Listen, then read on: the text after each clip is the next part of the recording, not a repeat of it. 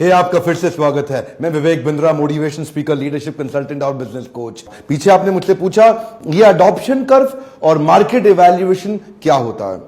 देखिए, कोई भी बिजनेस आप शुरू कर रहे हैं या बड़ा कर रहे हैं, नया प्रोडक्ट लॉन्च करना चाहते हैं, नया बिजनेस बिल्ड करना चाहते हैं, डाइवर्सिफाई करना चाहते हैं, कोई कंपनी एक्वायर करना चाहते हैं, मर्जर करना चाहते हैं, इस प्रकार के बड़े एक्सपेंशन से पहले आपको मार्केट को समझना जरूरी है, मार्केट को एनालाइज करना जरूरी है, अडॉप्शन कर्व को पहचानना। जरा मेरा हाथ देखिए ध्यान से। अडॉप्शन कर्व, मार्केट अडॉप्ट करती है, मार्केट इंटेलिजेंस चेंज होती रहती है। देखिए, ध्यान दीजिए, कंज्यूमर बाइंग बिहेवियर बदलता है। कभी कभी मार्केट में आपका प्रॉफिट भी कम हो रहा है, आपका जो मार्जिन है प्रॉफिट कम हो रहा है, सेल्स भी कम हो रही है। ध्यान दीजिए, कम ऑन, मार्केट में ग्रोथ भी कम हो रहा है और मार्केट की डिमांड भी कम हो रही है। अब ऐसे समय में एडवर्टीजमेंट में पैसा लगाना ठीक नहीं होता। कई लोग कहते हैं यार, ना तो मार्जिन आ रहा है ना सेल्स बढ़ रही है, चलो ऐड पे खर्चा कर दो। मत करिएगा। एक कम ऑन, सावधान, फिर बता रहा हूं, बिल्कुल मत करिएगा। ये समय वो है जब आपको या तो प्रोडक्ट बदलना है या इंडस्ट्री बदलनी है, मार्केट का एनालिसिस करना जरूरी है। इसी को बोलते हैं अडॉप्शन कर्व। धंधे में शुरुआत करने से पहले सबसे पहले देखिए, जिस भी बिजनेस में आप घुसने जा रहे हैं उस प्रोडक्ट की नीड, उसकी अर्जेंसी कितनी ज्यादा है। अर्जेंसी ऑफ द प्रोडक्ट, वो सबसे इंपॉर्टेंट चीज है। कितना अर्जेंटली नीडेड है वो प्रोडक्ट। कोई ऐसी चीज तो नहीं बना रहे जिसकी कोई जरूरत ही नहीं है मार्केट में। कोई ऐसी चीज तो नहीं बना रहे जो देखने में तो यूनिक लग रही है, लेकिन द क्वांटम ऑफ नीड बहुत कम है उसकी, रेलेवेंस ऑफ नीड बहुत कम है उसकी, तो वो लंबा चलेगा ही नहीं। अच्छा, बिजनेस में घुसते वक्त देखिएगा उस बिजनेस का मार्केट साइज है कितना बड़ा। मार्केट साइज का मतलब है अंडर वाटर जाली बुनने की ट्रेनिंग, उसकी मार्केट साइज बहुत कम होगी भाई।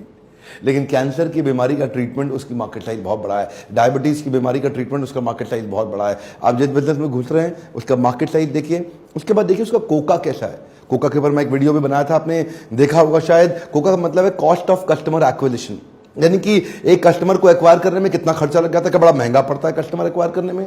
तो आपकी स्केलेबिलिटी ड्रिवन कॉस्ट भी ज्यादा आएगी। तो मार्केट में घुसने से पहले 2 बार सोचना पड़ेगा, 4 बार सोचना पड़ेगा। नया कस्टमर पकड़ने में कितनी मेहनत। देखिए, एफर्ट भी एक कॉस्ट है, पैसा भी एक कॉस्ट है, मेहनत भी एक कॉस्ट है, धन जो लगता है वो भी एक कॉस्ट है। दोनों कॉस्ट को इवैल्यूएट करिए। अच्छा, अब आप बिजनेस के बारे में सोच ही चुके हैं ना कि आपको करना है, तो एक कॉस्ट ऑफ कस्टमर डिलाइट भी चेक कर लीजिए। कॉस्ट ऑफ कस्टमर सेटिस्फैक्शन कह लो या कॉस्ट ऑफ कस्टमर डिलाइट कह लो। इसका मतलब क्या हुआ कि एक कस्टमर पूरी तरह संतुष्ट और खुश और अच्छा महसूस करने में आपका कितना पैसा, कितना समय और कितनी ताकत लगने वाली है। बड़ा महत्वपूर्ण है समझना। कि कई बार क्या होता है, कुछ ऐसे बिजनेस हैं जिसमें बहुत बड़ी चुनौती है कस्टमर को डिलाइट दे पाना, क्रिएट कर पाना। आपके लिए कैसा है वो? एक तो हो गया मार्केट के लिए कैसा है, दूसरा आपके लिए। अगला है कि जो प्रोडक्ट आप डिजाइन करने का सोचा है आपने, जिसको एनविजन किया, वो यूनिक कितना है, वो कितना distinct, clear, unique, absolutely different and most needed. Most needed की बात तो मैं पहले कर चुका हूं कि नीडेड तो है मार्केट में, लेकिन यूनिक भी है कि नहीं है। ऐसा तो नहीं है कि आप कोई सेम चीज करने जा रहे हो जो बाकी सारे कर रहे हैं। जब मार्केट में बहुत ज्यादा ऑप्शन तो आपको डिस्काउंट देना पड़ेगा। जब मार्केट में बहुत ज्यादा ऑप्शन तो आपको उधार भी देना पड़ेगा। जब मार्केट में बहुत ज्यादा ऑप्शन तो आपको बेइज्जती भी सहनी पड़ेगी। जब मार्केट में बहुत ज्यादा ऑप्शन है आपके खिलाफ, यानी कि इससे खरीद लो, इससे खरीद लो, इससे खरीद लो, इससे खरीद लो, किसी से भी खरीद लो, तो आपसे क्यों खरीदो? क्यों खरीदो आपसे? कोई जबरदस्ती है कि आप इसे खरीदो? रिश्तेदारी में बेच लेना जाके, मैं तो नहीं खरीदता, मैं तो इससे लेता हूं, डिस्काउंट देता है। ऐसा सुनना पड़ेगा आपको। थोड़ा अनफेयर बोलता हूं ना कभी कभी, लेकिन ऐसा कड़वा सुनना पड़ेगा। अगला पॉइंट है, इसको बोलते हैं स्पीड ऑफ ट्रांजैक्शन या वेलोसिटी या स्पीड टू मार्केट।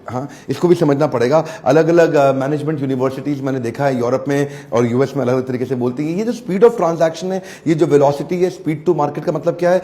कोई चीज आप शुरू करना चाहते हैं, वो शुरू करने के बाद उसका पहला रियलाइजेशन ऑफ मनी, यानी कि इन्वेंट्री टर्नओवर कह लो। जो राशन की दुकान में सामान रखते हैं, इन्वेंट्री रखते हैं, उनका इन्वेंट्री कितनी तेज बिकता है, कितनी जल्दी बिकता है। ये 1000 रुपए का माल रखा है मैंने किराने की दुकान में, ये 1000 रुपए का माल 1 महीने में कितनी बारी बिक जाता है।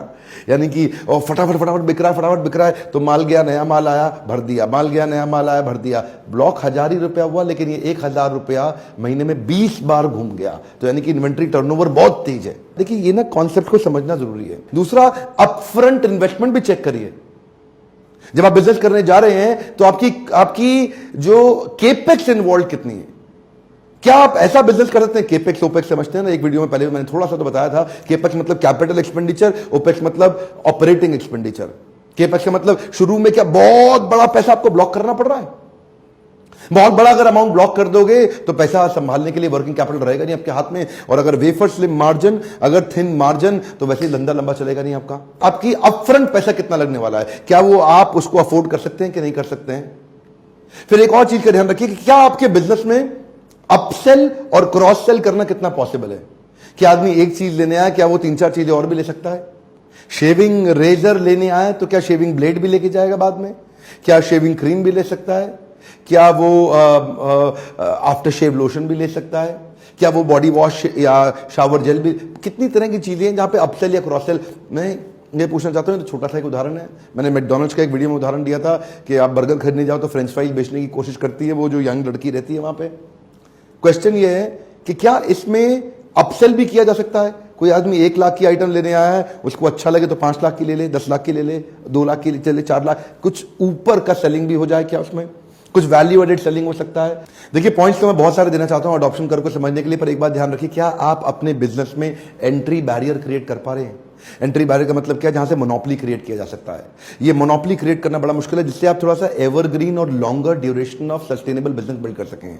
कितना ज्यादा लंबे समय तक ग्रीनरी आप मेंटेन कर पाएंगे अपने बिजनेस में। ग्रीनरी मतलब वो हरे हरे पत्ते, जो हरे हरे नोट, कितने लंबे समय तक आप मेंटेन कर पाएंगे जो आपके पास आते रहें। ऐसा तो नहीं कि साल 2 साल के अंदर कोई भी आया, कॉपी मारा, आपको उड़ाया, खत्म कर दिया आपके ट्रांजैक्शनल बिजनेस को, गेम ओवर। आपके कस्टमर को कितना ग्रेटिफाई कर पाएंगे जिससे आपका रिकरिंग रेवेन्यू मॉडल बिल्ड हो जाए और आपकी सस्टेनेबिलिटी बनी रहे। ये बहुत इंपॉर्टेंट है, क्योंकि कोई भी ट्रांजैक्शनल बिजनेस के अंदर आएगा आपको 1 मिनट में उखाड़ देगा। मैं रिक्वेस्ट करूंगा, पहली बार में बात समझ में हर एक को आना बड़ा थोड़ा कठिन होता है, मेरी स्पीड भी ज्यादा रखता हूं, टाइम ना लगे, 2-3 बार वीडियो को घुमाइए, इसको देखिए, इसमें कई इंपॉर्टेंट टिप्स हैं जो आपको नए तरीके से सोचने में मदद करेंगे। अडॉप्शन कर्व को समझना, मार्केट को एनालाइज करना जरूरी है।